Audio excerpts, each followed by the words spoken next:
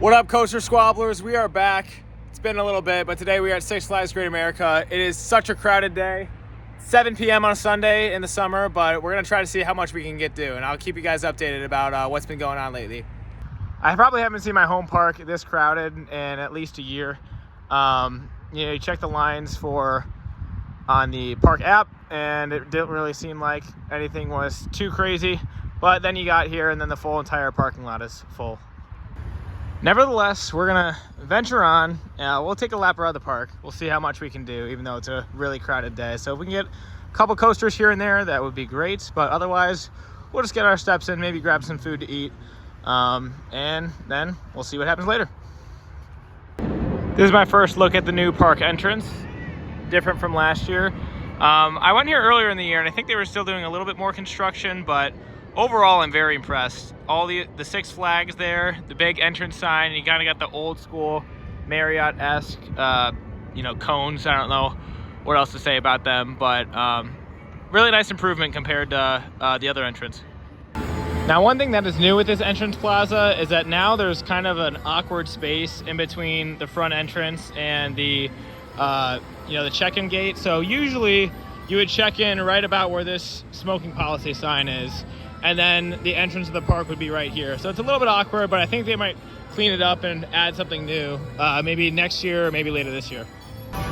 Max 4 seems closed for now. I checked on the app, it said it was closed all day, so no surprise there, but still not a great sign when one of your best coasters isn't open. But I've already been on it a couple times this year, so not too sad about it. I'm really trying to get a new ride on Wrath, but considering the line how full the parking lot was, I assume it's going to be at least an hour.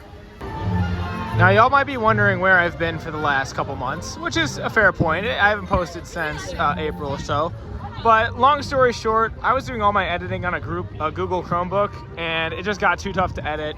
And considering I had to pay for it, and I had college and a job, it got really tough to make videos. But now that I have a bit more free time, and I just got a brand new laptop computer, I'm going to be making videos a lot more often. So the plan is every Wednesday, sometime at the Wednesday, I will be posting a video. So at least once a week, bonus videos for when I have some extra content. As you can see, a lot of people here.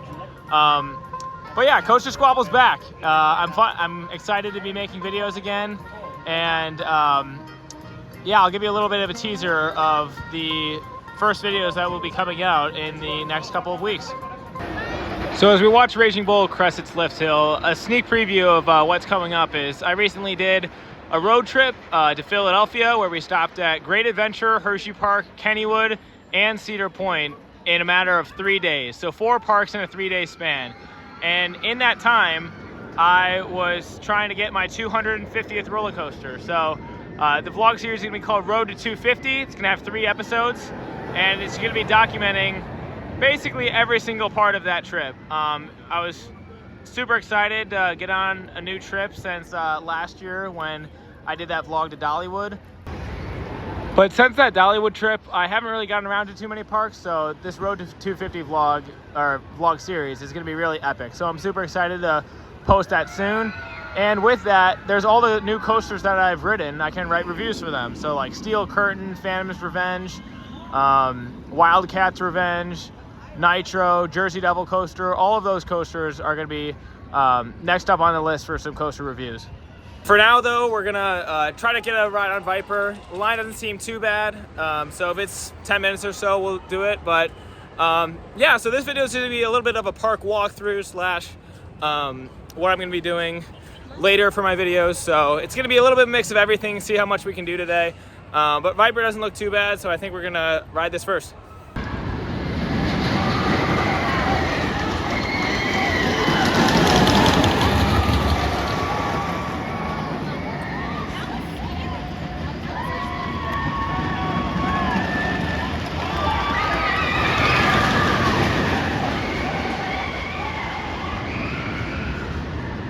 All right, we just got off of Viper. Hopefully we can do Raging Bull next, but overall it's a really good ride. You can see it, you can at least hear it roaring to the right of me.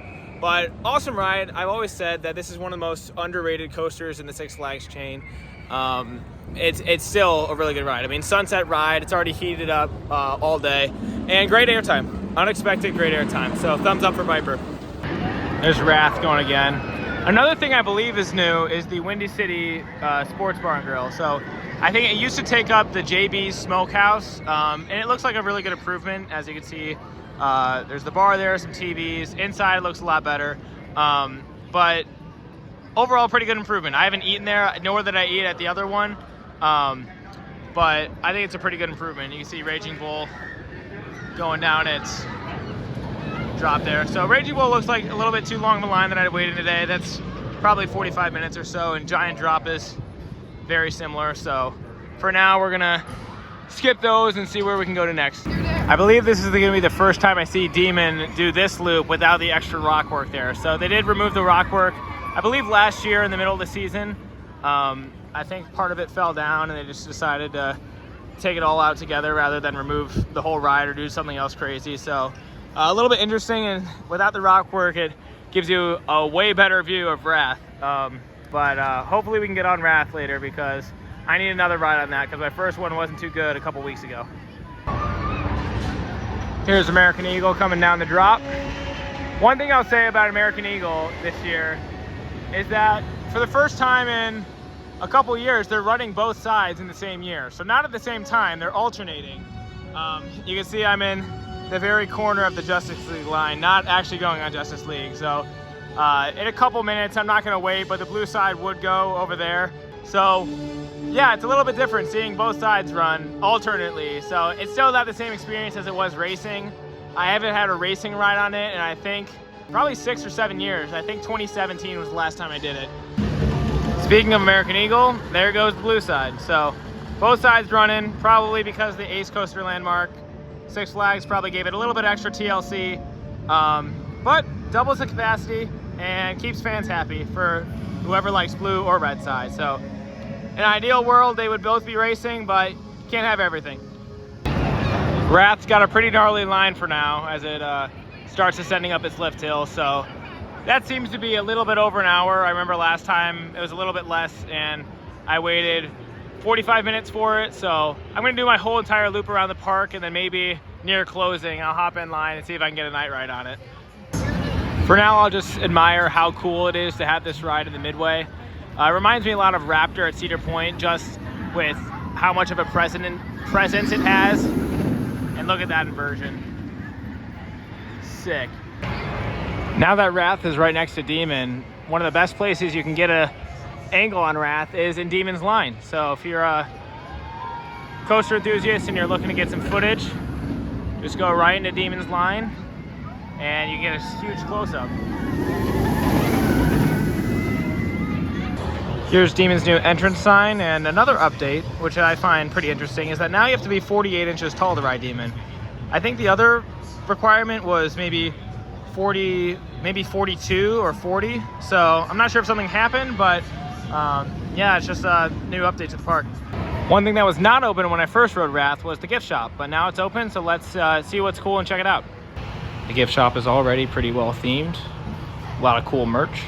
And I love this lighting, by the way. I have no clue what it has to do with the Wrath of Rakshasa, but yeah, it seems pretty cool. A lot of variety, at least. Some sweatshirts, some multicolored shirts, so pretty cool. Walking past X-Flight 1, that looks like an updated sign with its light package, which is awesome. So I think at night it's gonna look even better as X-Flight goes through its signature keyhole. But it looks like a little bit over a half hour's wait or so, so not for me today. We're just trying to see what has the shortest lines, but Sky Striker looks awesome. Looks better than it rides though, because I'm not a fan. A lot of positive G's and not a lot of negative G's because of how tight your restraint is. So it seems like it actually broke down right now because they're about to cycle a completely empty train. So not ideal for the people in line, but it seems like it's been a good addition. It always seems to get a pretty decent line, so good 2024 edition.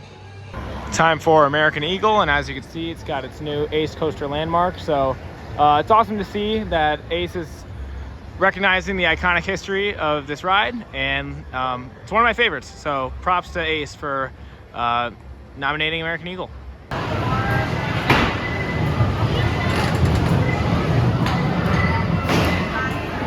Now that we're done with Eagle, it's time to ride the real best wooden roller coaster in the park, Goliath.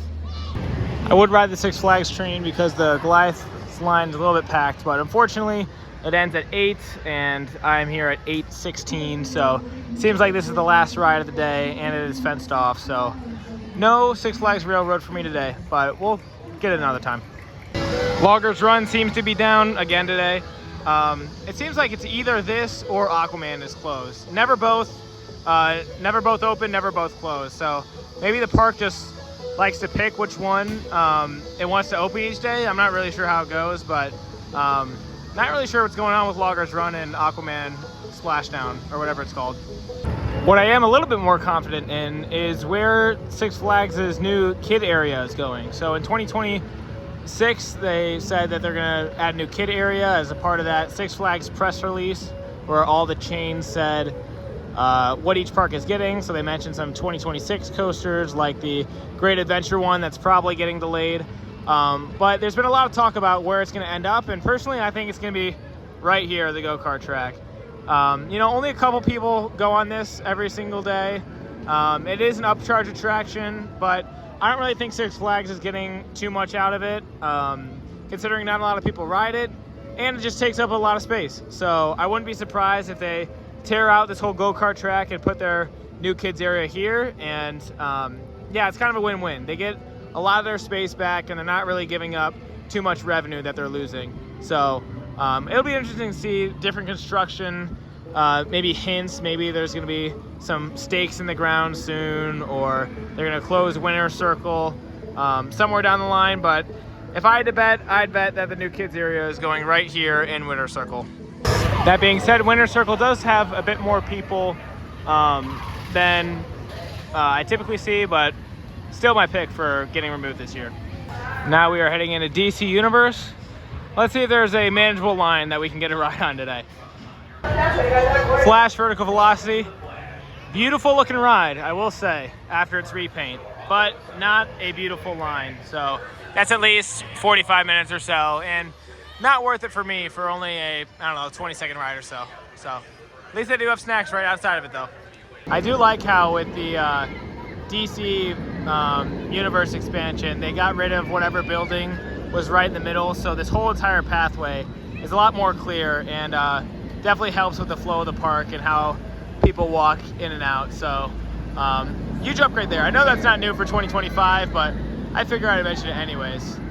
While we're on the subject, Aquaman is closed. It might have been open earlier today. It is 8:30, and water rides usually don't go till that far. So, you know, it is what it is. But I assume either this or maybe Loggers Run was open at some point. But I guess we'll never know. To my complete surprise, Roaring Rapids is finally open. This thing hasn't been open since I believe 2021, or even before that in 2019. I know they spent $1 million to renovate it, but it hasn't really opened since, and it finally is. So it says it closes at 8, but the line hasn't fenced off yet, so I actually might grab a ride on it real quick. Let's see. Hey, I don't care if it's 8 p.m. at night, and I might be wet for the rest of the night, but considering this thing got $1 million renovation, it's one of my favorite water rides, I gotta see how it holds up. So we'll see how it goes. The line doesn't look too bad. I might get soaked, but that's kind of the whole point of it. So cool to have the rotating platform back and the water going and the sunset. So yeah, this is a complete surprise to me. I thought this thing would never reopen, but hey, a win's a win. All right, one crazy night ride on Roaring Rapids, and on to our next ride. So overall, I'd say they put a lot of investment into this, at least I think, and still not really too much of an improvement. I will say they did add the water guns. Yeah, they added the water guns. There's a bit more lighting, I guess, and it seemed just generally a bit nicer, but the main tunnel right before the last straightaway, completely empty.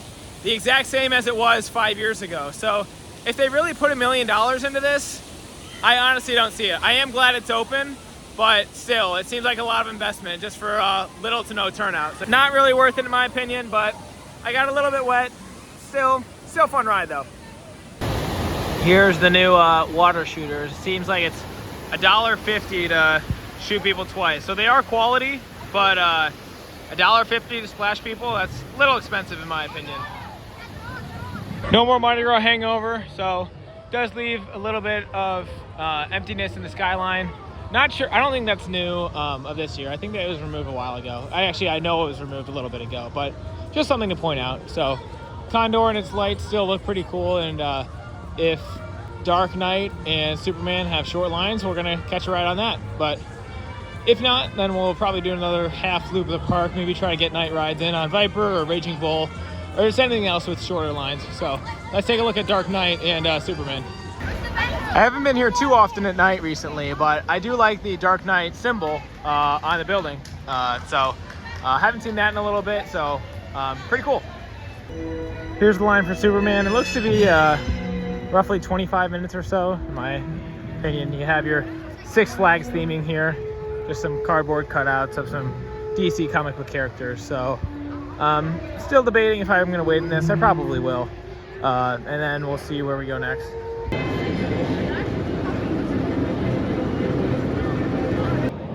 As you can see, the sun has fallen here at Six Flags. Superman just ran into the brake run. And I haven't done night ride of Superman in a while, so this is going to be a nice treat considering I not almost never ride this ride, but I ride this maybe once or twice a year. This will be my first time of the 2025 season.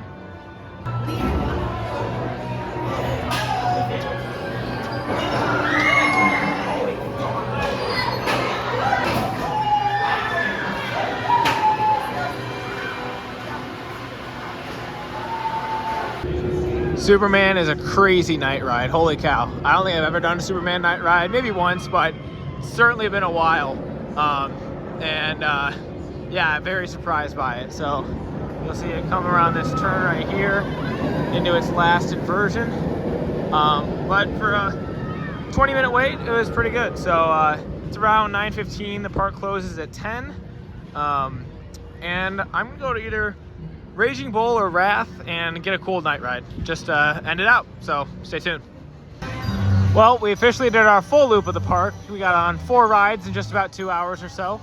But yeah, like I said, we're gonna try to head to Wrath or Raging Bull or maybe even Demon or just something short and get a cool night ride on it.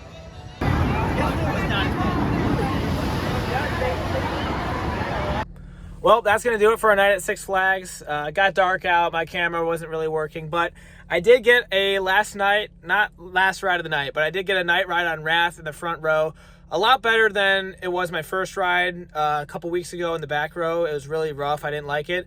This one was much better, a lot whippier, a lot smoother, and overall a lot more enjoyable ride. But the highlight was I got to ride it with Coaster Studios and Brian from Gravity Group. So I just happened to meet into them. No, they were super awesome. They were super nice. I mean, everything you could want when you meet a celebrity like them. So they say, you shouldn't meet your heroes, but huge props to Taylor and Brian just for being cool and just treating us like normal people. So yeah, it was awesome to ride with them. Huge props to Taylor and Sarah. I love all their content, and they were super friendly in person. So huge props to them. You guys are watching them. Thanks for riding with me.